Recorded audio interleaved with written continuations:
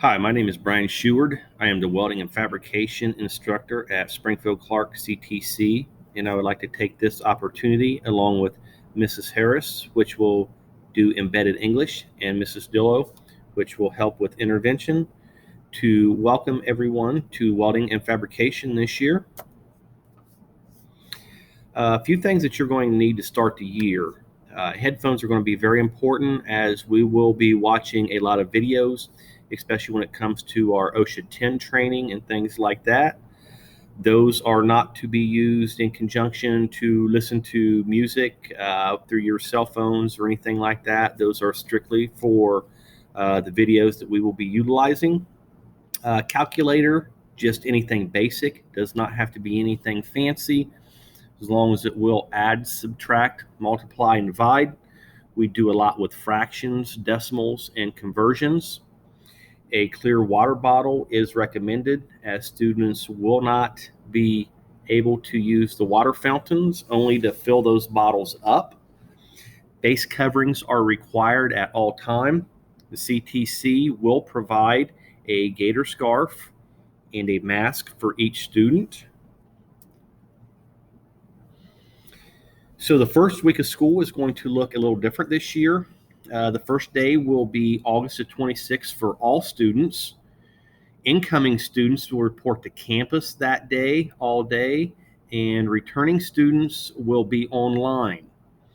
On Thursday the 27th, Group B students will be on campus and Group A students will be online.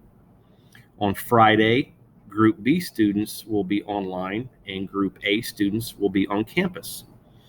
If you look here, Welding 1 is Group A, which is juniors, and Group B is Welding 2, which is seniors.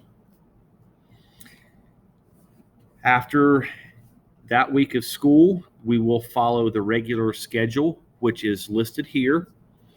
Juniors, Group A, will be in lab on Monday, Tuesday, and they will have a online related class on Wednesday a.m.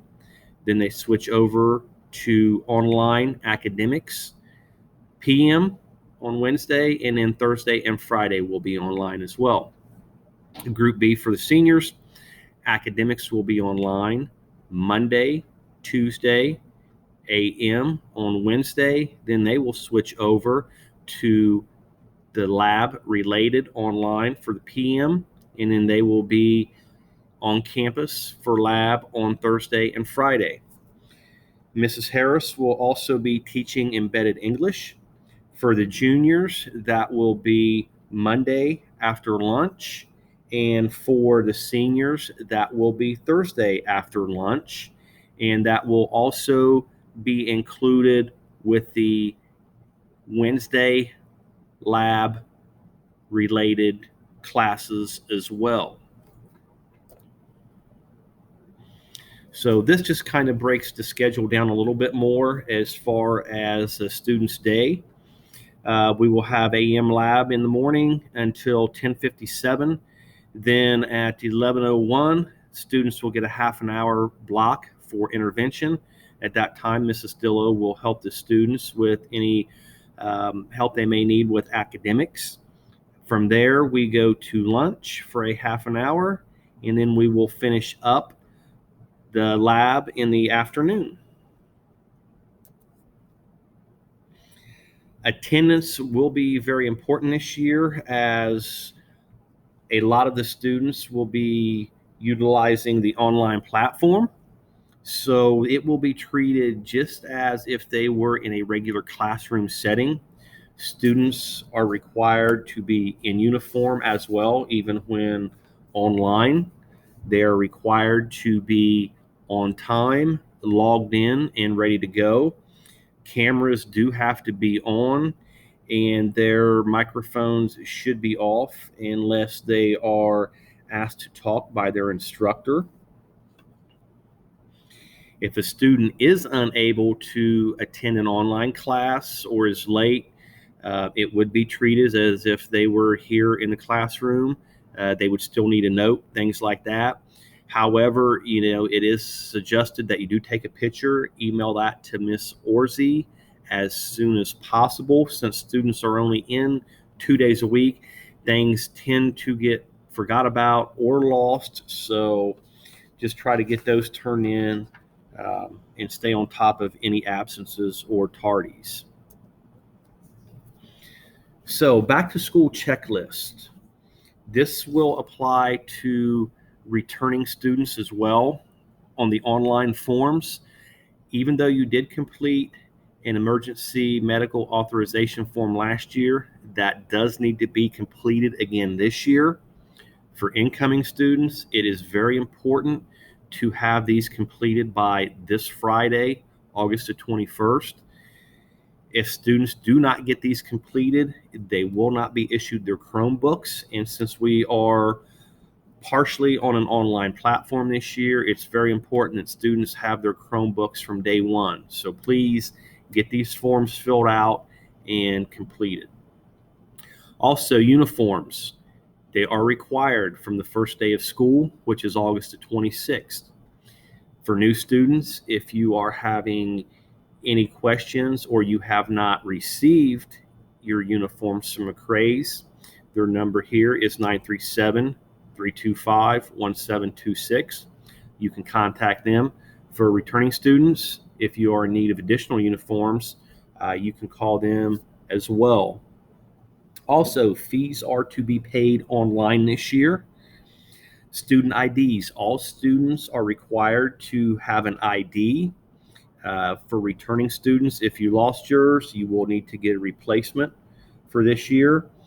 But you also need to submit a photo for that. That is done online as well. Those are also due by August the 21st. Any student who is driving, you also have to apply for a parking pass. That is done online.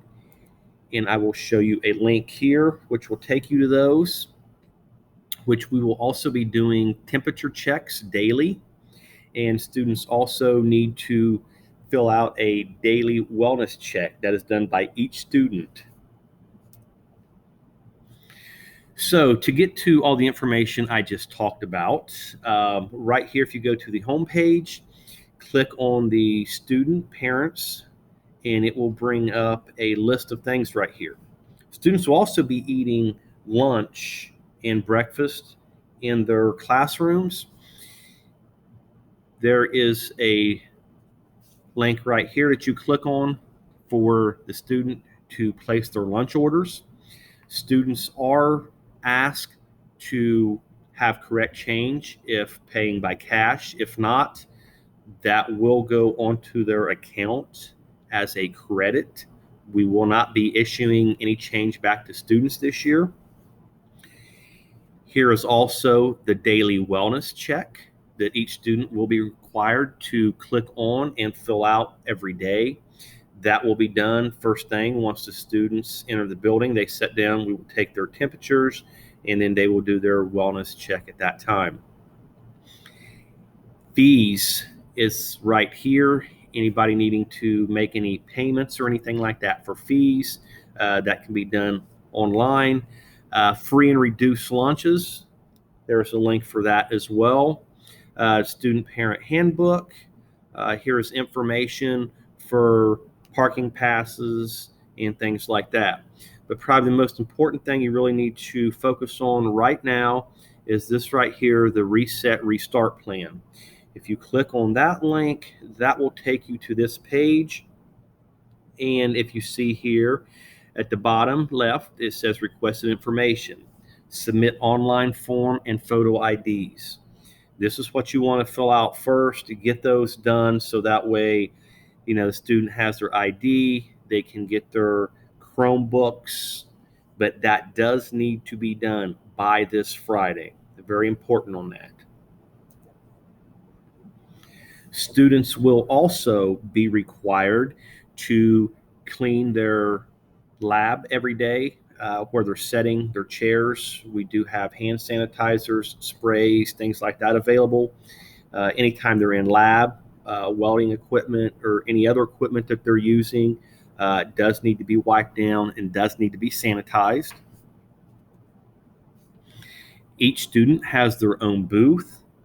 They will be required to wear a mask outside of the booth, but as long as they are in their welding booth, the curtain is shut, they will not be required to wear a face covering, only once they exit that. As you can see here, we have spray bottles, we have different solutions and stuff like that for students to be able to wipe stuff down. This stuff can also be used as hand sanitizers. I just cannot stress enough the importance of social distancing and keeping things clean and sanitized this year. It's going to be a big step for students to pitch in and take the responsibility for that. But the first 4 weeks, we will not be out in the lab. It will be all class time for juniors. We will start off with blueprint reading and welding symbols. We will also go over on reading a tape measure. And prior to going to the lab, students will also do safety training, and they will receive their OSHA 10 certification. But once we do go to the lab, we will probably spend 1 to 2 weeks working on the thermal cutting processes. We do oxy-fuel and plasma arc. Once we finish up with that, we move on to shielded metal arc welding. Shielded metal arc welding will last until after Christmas break, and it would probably be about 2 to 3 weeks after Christmas break we work on that.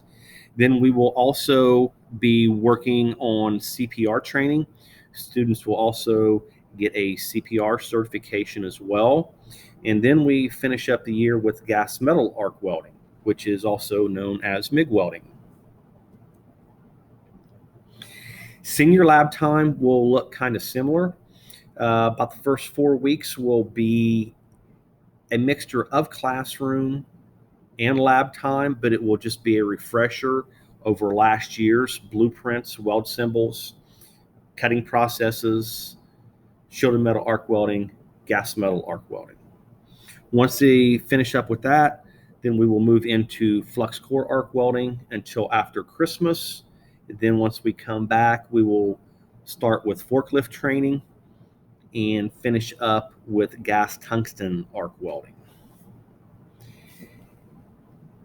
That is all I have right now, but if you have any questions, feel free to contact me at 937-325-7368, extension 108, or you can send me an email.